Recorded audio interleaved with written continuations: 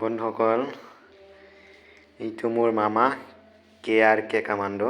আপোনালোকে হয়তো চিনি পায় চাগে, বহুতো চিনি পায়। এইটো মই আজি মামাৰ কমৰত আজি মই মলম লগাই আছোঁ, কাৰণ মোৰ মামাৰ আসাম পুলিচৰ কাৰণে প্ৰেক্টিছ কৰি আছিলে।